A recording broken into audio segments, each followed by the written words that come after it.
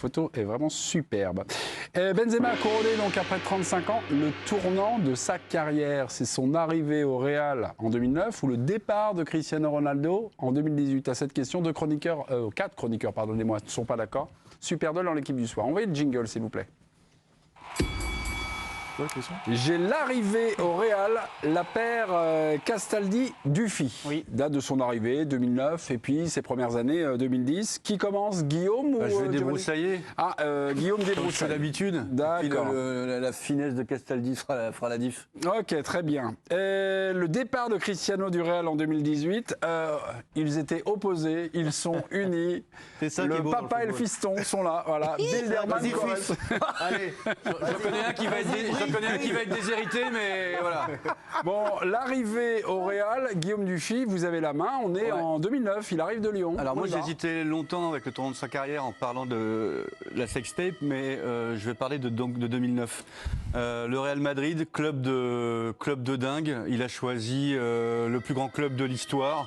Il a voulu se mettre en danger, il n'a pas eu peur, parce que là-bas il y a des joueurs de dingue, il y a des entraîneurs de dingue. Il a voulu se confronter à tout ça, et en y allant, il savait que ça allait être dur. Mais il n'a jamais craqué, il n'a jamais lâché, même dans l'ombre de Ronaldo. Et je pense que ce qu'il a fait au Real depuis maintenant 13 ans, c'est aujourd'hui qu'il en récolte les fruits. Le départ de Cristiano du Real en 2018 par Benjamin Corrèze. Le départ de Cristiano Ronaldo, bien sûr, parce que il était dans l'ombre finalement du meilleur joueur presque du monde, parce que c'était le meilleur joueur en tout cas du Real Madrid, le meilleur buteur de l'histoire du club, et qui sortait en plus d'une victoire en Ligue des Champions. Il fallait briller, l'attente est encore plus grande quand on est derrière un joueur comme celui-là. Évidemment, la première saison a été un petit peu difficile, mais il a quand même fini avec plus de 20 buts. L'année suivante également, il remporte, comme l'a dit Giovanni en tout début d'émission, une Liga presque à lui tout seul. Et derrière, c'est l'aboutissement. On a un joueur qui brillait pour les autres et qui, par la suite, avait des joueurs qui brillaient pour lui. Ok, nous allons passer à Giovanni Castaldi. Son arrivée, parce qu'avant de sortir de l'ombre de Cristiano Ronaldo, il a fallu être dans son ombre, parce qu'ils arrivent en même temps. À l'époque, c'est trois recrues stars, Kaka, Cristiano Ronaldo et Karim Benzema. Et moi, je suis persuadé que toutes ces années aux côtés de Cristiano Ronaldo, c'est ce qui fait le joueur qu'il est aujourd'hui. Et ça, c'est en son choix de rejoindre le Real. Et il y a aussi un entraîneur pour moi qui a fait basculer sa carrière, c'est Mourinho. L'affaire du chat, et d'ailleurs il le dit, Karim Benzema, ça a tout changé, ça m'a piqué, et je suis devenu un autre joueur, j'ai travaillé plus. Et ça, ces personnages-là, tu les rencontres qu'au Real. Attention, c'est intéressant, mais un Guillaume poil est tout bouffé. long. Eric, bah oui, mais il débroussaille. Eric Bilderman. Là, il y avait une forêt vierge. Le départ de Cristiano Ronaldo du Real par Eric Bilderman. Bah oui, parce que le départ de Cristiano Ronaldo nous montre qu'un lieutenant peut devenir un général, qu'un passeur peut devenir un buteur, qu'un joueur qui se sacrifie peut justement continuer à se sacrifier pour le collectif en étant efficace. Il prend une dimension incroyable, c'est une dimension de Ballon d'Or. Malheureusement, il y a l'affaire de la sextape, c'est tant pis pour lui, mais il arrive à avoir ce niveau-là malgré cette histoire en équipe de France, et au Real, il maintient ce niveau-là, donc sans Cristiano Ronaldo. Super duel d'historiens, d'experts, de passionnés du ballon. Alors, votez pour qui? Votez pour Castaldi-Dufy, le débroussailleur et l'homme qui fait les finitions. Son arrivée au Real en 2009, ou non, c'est le départ de Cristiano Ronaldo qui l'a propulsé dans une autre dimension. Ça, c'est la famille Corrèze-Bilderman, voilà, qui est Famille qui vit bien. qui vit Voilà, très, une famille qui très, très, s'entend très bien. super bien. Compte Twitter de l'équipe du soir. Le président a tout écouté. Ouais. Le président. Vous êtes embêté? Non, non, non, Ah non, non, pas du j'avais tout. l'impression, Alors, je non. suis pas du tout. Là, moi, je suis totalement Giovanni et Il s'appelle Guillaume. Gérard. pardon, mon Guillaume, excuse-moi. Non, non, mais Excusez-moi, c'est la prochaine fois, vous mettez vos prénoms. Voilà, non mais je suis tout à fait... En plus, Bon, tais-toi, tu comment je clignotes. peux pas... Bah, je t'en donne pas le point, alors. Arrête. Non, mais je leur donne le point parce que, pour moi, c'est une suite logique. Et c'est vrai que faire le choix d'aller au Real, au moment où il arrive au Real, c'est un choix énorme. Et il en a assumé toutes les conséquences. Et ensuite, quand Ronaldo s'en va, ben c'est logiquement parce qu'il ne change pas. Et c'est pas à cause, c'est pas malgré la sextape, c'est grâce à la sextape qui, je pense, qu'il a évolué encore plus, qu'il a pris conscience de beaucoup de il choses. en a parlé un peu. Donc je trouve, tu vois, que le fait d'arriver à ce moment-là, dans une équipe très forte, et le départ de Ronaldo, il est logique. Et lui, il prend la suite tranquille. Point Donc, Castaldi, à Castaldi Dufy, voilà, Guillaume brillante de son carrière prénom. donc. Tu me rendras et- les photos. Brillante carrière donc, et une zone d'ombre, l'affaire de la sextape. Karim Benzema était en disgrâce de l'équipe de France pendant près de 6 ans, entre 2015 et 2021. La mission confiée, j'avais été alerté par un magnifique article d'Antoine Simoneau, notre correspondant de l'équipe. C'était lors de la semaine du Real en Ligue des Champions, en finale face à Liverpool. Antoine nous raconte, vous allez l'écouter, comment Karim Benzema s'est forgé un tout nouveau physique quand il était banni des Bleus. Écoutez Antoine Simoneau.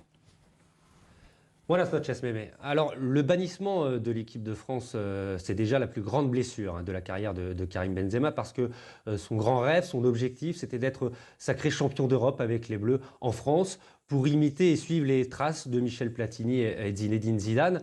Cette éviction, elle le plombe littéralement moralement. À Madrid, il se retrouve tout seul quand ses coéquipiers partent en sélection, ou en tout cas avec seulement 3-4 joueurs de l'effectif pro et tous les jeunes de la réserve.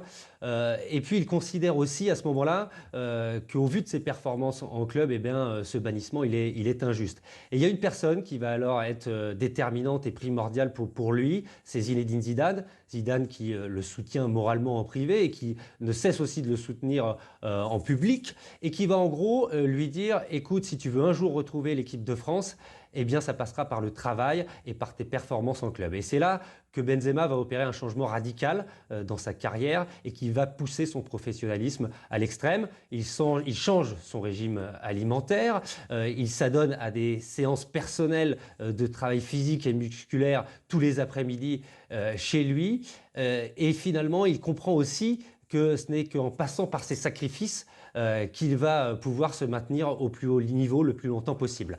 Finalement, il puise dans ce bannissement une nouvelle motivation qui va lui offrir une seconde jeunesse physique, un mental à toute épreuve et donner un second souffle à sa carrière. Tout ce qui lui permet aujourd'hui de rayonner comme jamais sur le terrain et d'avoir enfin mis fin à sa quête obsessionnelle de retrouver l'équipe de France et d'être devenu le meilleur joueur du monde cette année avec ce Ballon d'Or.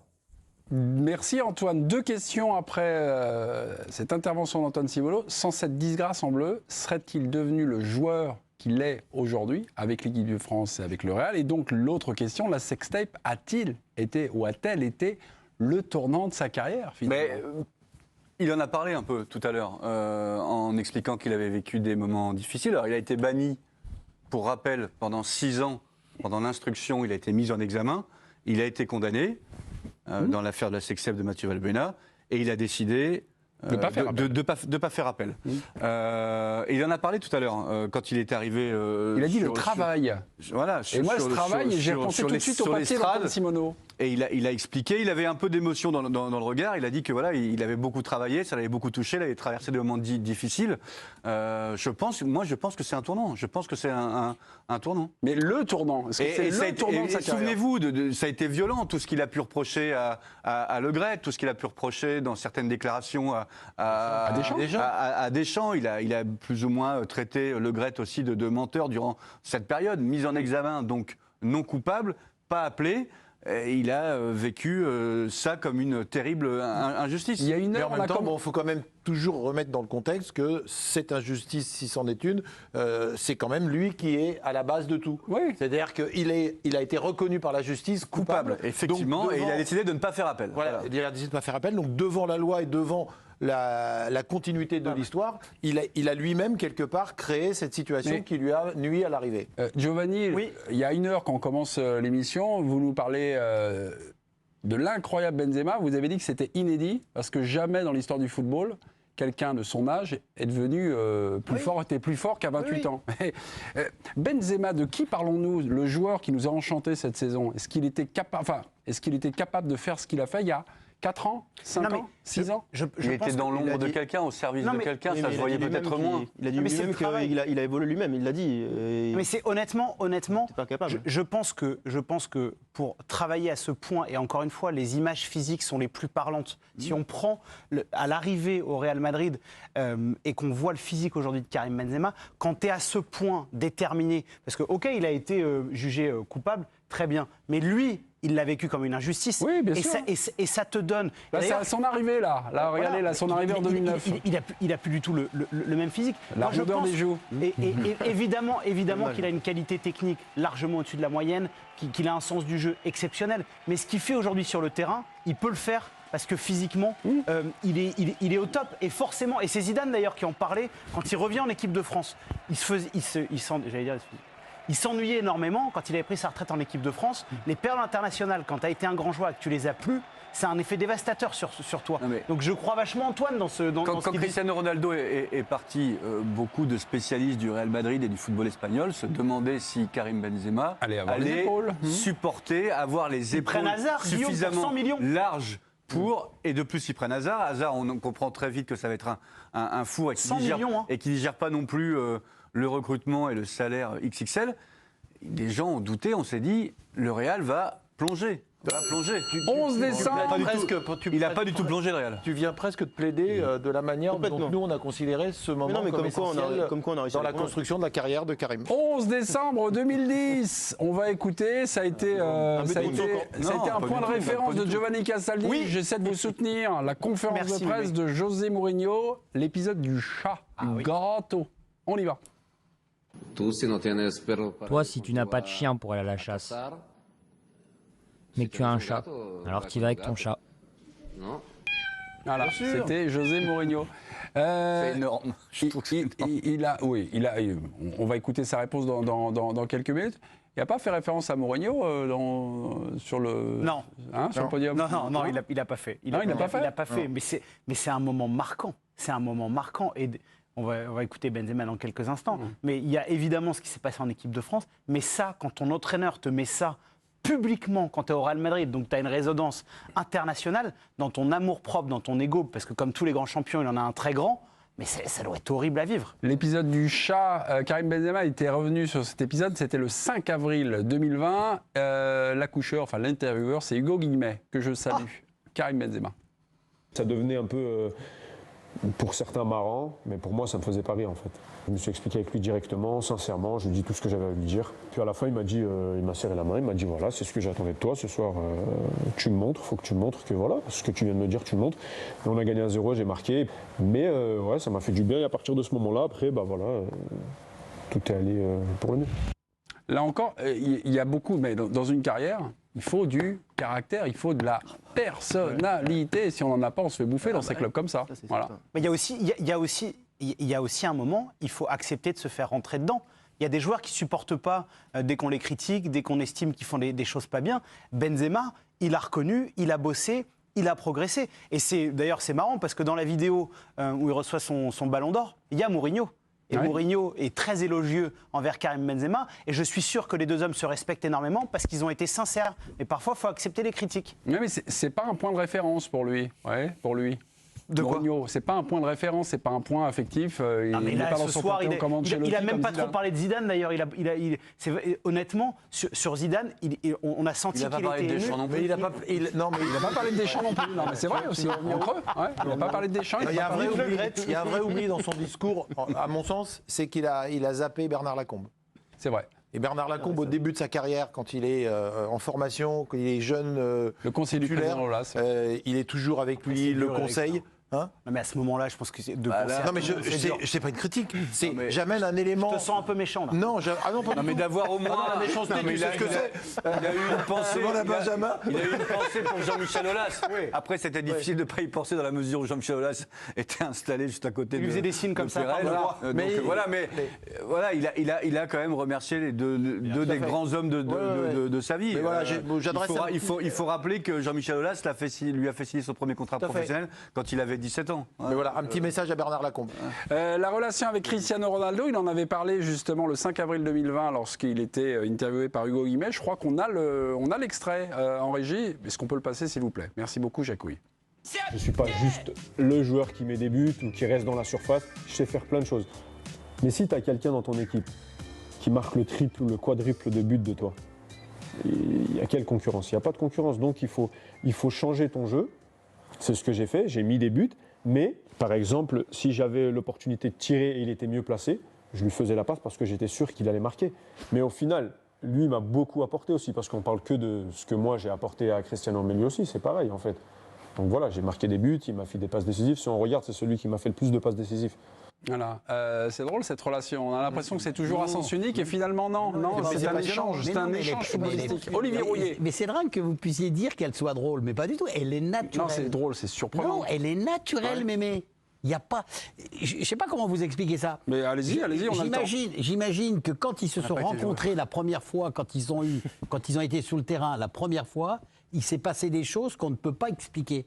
Il y a tout de suite une entente, une compréhension, une complicité qui s'installe. Et tu ne l'expliques pas parce que tu parles foot. Point à la ligne. Dans le jeu, hein, j'entends bien. Ouais. Et donc, elle se construit, elle se travaille. Et c'est fabuleux. Et ça se passe souvent. Pour moi, c'est pas surprenant, c'est naturel. C'est rare, ça. Par contre, c'est beau. Ça arrive pour certains duos dans des équipes. Mais je pense que Benzema serait capable de jouer avec n'importe qui. Je pense qu'il a une intelligence de foot, il pue le foot. Je pense qu'il est capable de s'adapter à tout le monde.